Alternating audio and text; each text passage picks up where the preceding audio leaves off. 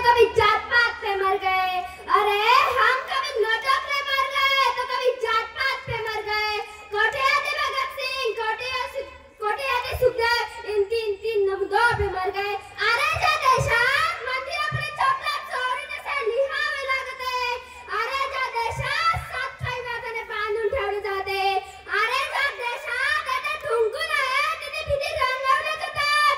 अरे जा देशात वादविवादाच्या पेक्षा जास्त स्त्री गुगलवर ढापल्या जातात। मग मनस्वा प्रश्न उभा राहतो, भारत हा जागतिक मासिका बनतो आहे का?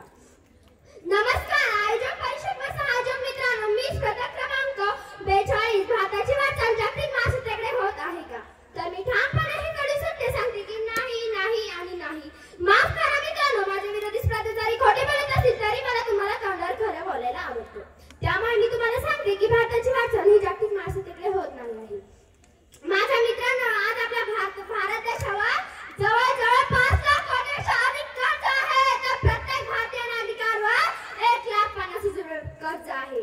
माझ्या मित्रांनो, आजही आपल्या देशात गरिबी, भ्रष्टाचार, असमानता, भ्रष्टाचार, नागरिकत्व असे अनेक उदाहरणे समोर दिसतात।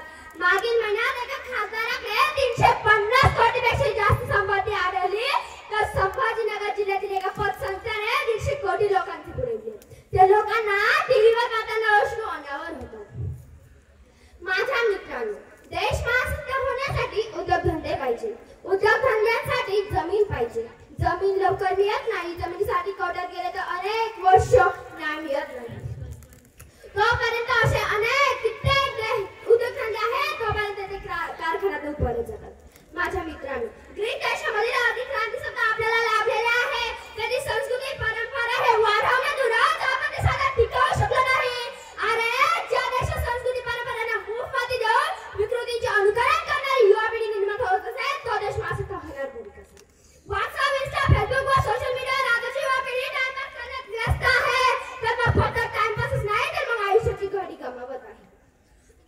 आजचा युवक 18 ते 30 वयोगट कार्यक्षम तरुणांचे वयोगट। आजचा तरुण पोटा पाण्यापुरतं काम करण्याऐवजी राजकीय झंझेत दांडे फिरवले दिसतात। स्वतःला युवा दादा भावी नेतृत्व भावी आमका काहीच म्हणून धन्यता मानत आहे।